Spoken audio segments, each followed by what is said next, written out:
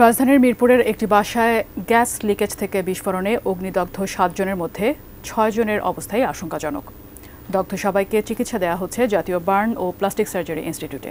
এদিকে অবৈধ গ্যাসের সংযোগ থেকে আগুনের সূত্রপাত বলে অভিযোগ করেছেন প্রত্যক্ষদর্শীরা।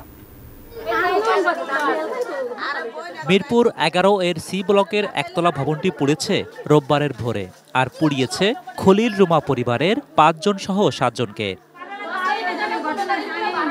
ঘটনার আকস্মিকতা এখনো ভুলতে পারছেন না পড়শিরা।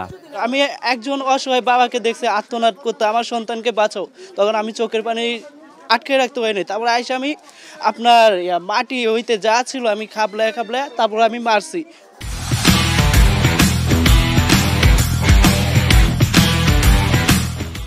এ নিয়ে ৪ বারেরও বেশি আগুনের মুখোমুখি হয়েছেন এ ভবনের বাসিন্দারা।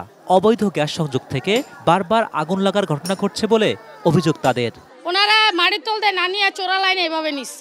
ওনারা এলে অনেকবার অবজেকশন দেওয়া হয়েছে ওনার বাড়ির ব্যাপারে, কিছু উনি মাথা ঘামায় না, উনি পাত্তাই দেয় না। ওই আগুন থামায় ভাড়াটিয়া করে সান্ত্বনা দিয়ে চলে যায়। শুক্রবার দিনকে একবার এই জায়গায় বাস্ট হয়েছে, এরা বালি টালি দিয়ে করছে, তখন ঠিক করবো না লাইনটা, তখন কিন্তু বাড়ি ঠিক করে। প্রত্যেকটা বাড়ি তদন্ত করলে আপনার চোরা লাইন পাইবেন। এই চোরা লাইনের কারণে আজকে এই দুর্ঘটনা।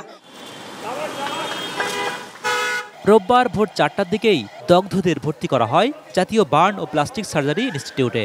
তাদের ৭ জনের মধ্যে খলিল রুমা দম্পতি সহ অগ্নিদগ্ধ হয়েছেন তাদের ৩ সন্তান। ৩ জনকে আইসিইউতে শিফট করছি আর বাকিদেরকে এসডিইউতে দিচ্ছি।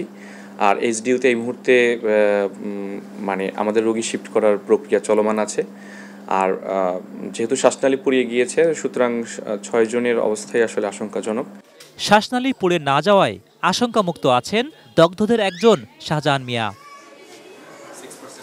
Zahid Hossain, ATN News, Dhaka.